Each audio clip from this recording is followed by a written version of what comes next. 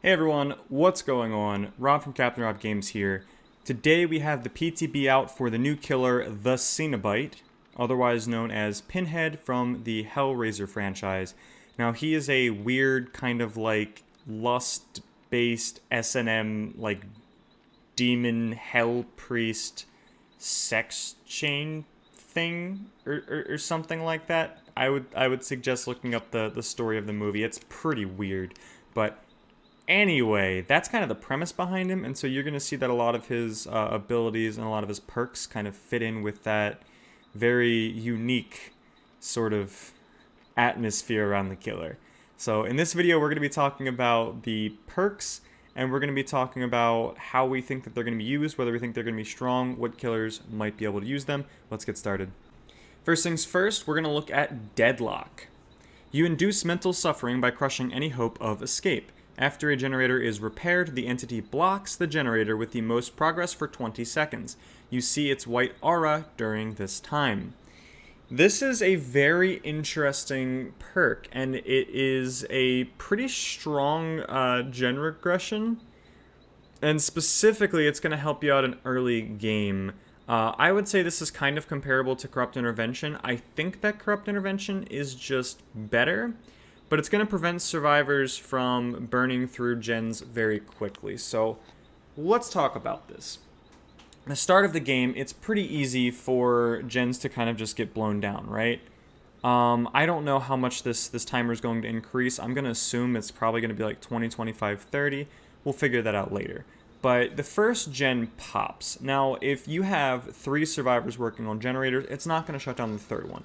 But it will shut down the second one, whichever generator is the most advanced, for probably 30 seconds. Now, that's pretty good. It's pretty good locking a survivor out of a generator that is about to be completed, and it's even better that you're going to get information. So this is going to have fantastic synergy with Pop Goes the Weasel. The situation is you down a survivor. It's not that uncommon for you to down a survivor, and then by the time you get them hooked and actually start moving towards another gen, for 2 gens to pop. That's fairly common in early game, unless you're running maybe Lethal Pursuer and you win your chase fairly quickly.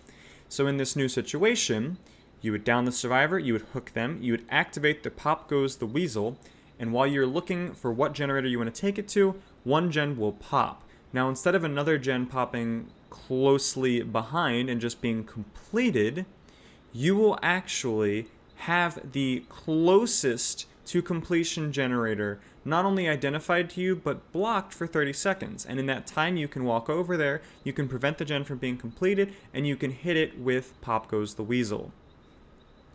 This is pretty crazy.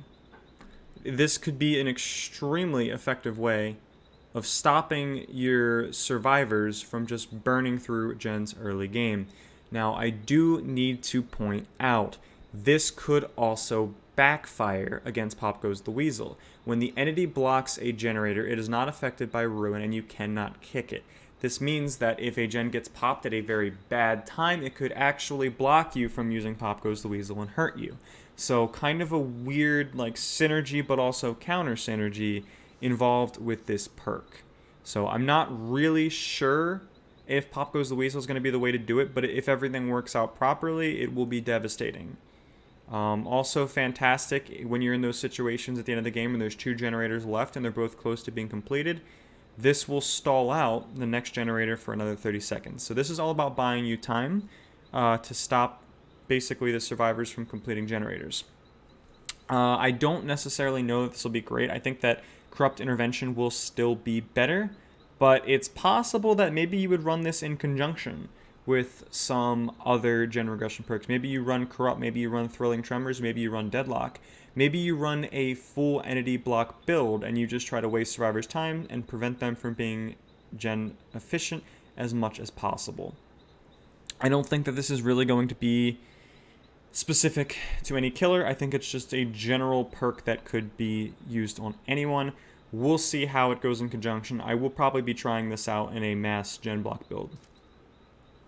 Next up, Hex Plaything, a hex that toys with a victim's suffering. The first time you hook a survivor, they become cursed, and Hex Plaything activates on a doll totem. Now this is significant. This sounds like it's similar to the No One Escapes Death activation mechanic, where you cannot cleanse this hex until it has been activated. So I kind of like that. It's not just available at the start of the game, you can't just knock it out.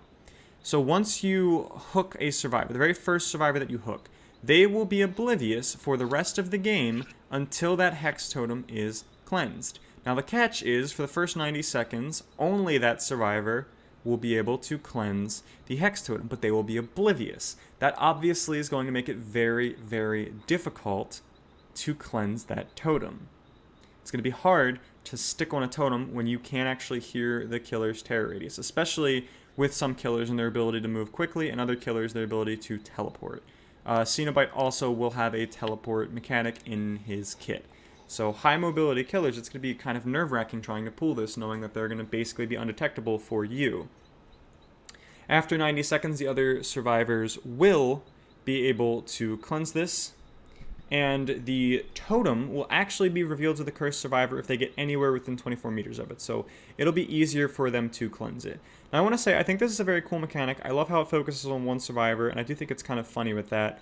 My problem is that I think this perk entices the killer to play in a way that's kind of unfun. I think that this is a tunneling perk, and I think that that's problematic. The reason that I say this is because it is your first hooked survivor. The first survivor to get a hook is the only survivor that is going to be affected, meaning your advantage in chase and your advantage to down a survivor is on the one that you hooked first.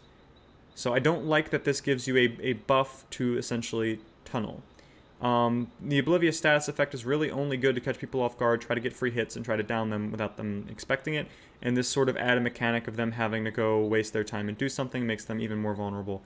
So I don't necessarily like the design of it. I don't like the play that it encourages.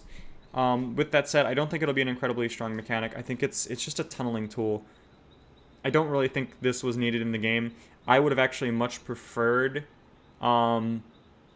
if this somehow affected the other teammates. Like maybe it feels like an aura that went around. So I don't love this. This is a tunneling tool, and again with this one, I don't think that this is going to be specific to any killer. But I think that any killer that wants to focus an individual survivor, maybe that's a pyramid head, this could be really strong, because not knowing where the killer is and them having built-in or not anti-tunneling, but tunneling capabilities, this is going to make it easier to get one survivor out of the game as fast as possible. It's very hard being permanently oblivious, especially for 90 seconds. That's going to be rough. This could be a very dirty perk. Do I think it'll see a lot of play?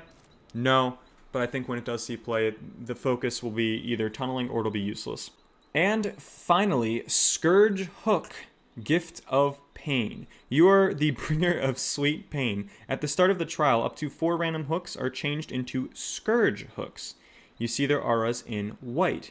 Now, these are going to be special hooks similar to what they do for some of the events, and when you hook a survivor onto this Scourge hook, they will receive an added penalty when they are unhooked. They will suffer from the hemorrhage and mangled status effect until they are fully healed. That's basically the sloppy butcher effect, but instead of it being on an auto attack, it will be on an unhook from one of these Scourge hooks. So this kind of gives sloppy butcher to killers that might be more power oriented, who can't get mouse ones to down people, like the chainsaw killers, Huntress, for example. It'll give them a way to apply the hemorrhage and mangled effect much more consistently without having to use their mouse 1 base attack. The first time the survivor is healed, they suffer a 7% penalty to healing and repairing actions until injured again. So this is an interesting kind of side mechanic. Not only are they bleeding more and is it slower to actually heal them, but once you finally do heal them, they will then suffer from a 7% at the lowest rank. We don't know what that's going to go up to yet. Penalty to healing and repairing. So they will heal other survivors slower and they will repair slower until they get hurt again. So it almost is providing an incentive for the survivor to get injured, because they're going to be doing generators 7%, presumably more, slower. So this is a very cool slowdown effect. You put someone on these hooks, it takes longer to heal them, and then until they get injured again, once they're healed, they're slower and less efficient. So this is another perk where I really could see it working on everyone, but I think what makes this perk so special is that this is going to be a sloppy butcher effect for killers that want to be downing survivors using their power. So characters such as Wraith, I think that they're going to continue to use sloppy butcher instead, but characters such as Huntress, that uses much more of their power to down survivors, I don't think that... Well, they're not going to be using Sloppy Butcher, right? So this will be kind of an excuse for them to slow the game down a little bit on that. And the repairing penalty is very cool. If you can track which survivors are there, you can make more informed, just better decisions on who to chase and slow the game down and decrease gen speed. So all in all, it looks like we have 2 generator reduction perks, slowdown perks. This one also is a healing slowdown perk. And then we have kind of a tunnel perk. So 2 of these I think are cool because it's new options to give you to attempt to slow down the game. We'll see if they end up being strong or not. I think that they might be a little bit undertuned, but they will have at least some impact. And then I do not like this. I think this is just a tunneling perk, and I don't think it's very good even at that. We'll see. So yeah, the new perks, very interesting. I like their designs. I think that they're cool. I think that they thought this through, and it kind of matches the theme of the killer. And they create kind of interesting situations and have interesting effects that are novel. So I like what they've done so far. This video, we're just covering the perks. I will be putting out a video probably later this week once I have a little bit more time to play around with the killer, see what he's about, see how I feel about him, and have much more of an understanding of his power where I can give a better informed instructional video on that. So thank you guys for watching. As always, if you like this kind of content, hit the like button, hit the subscribe button, and I'll see you next time.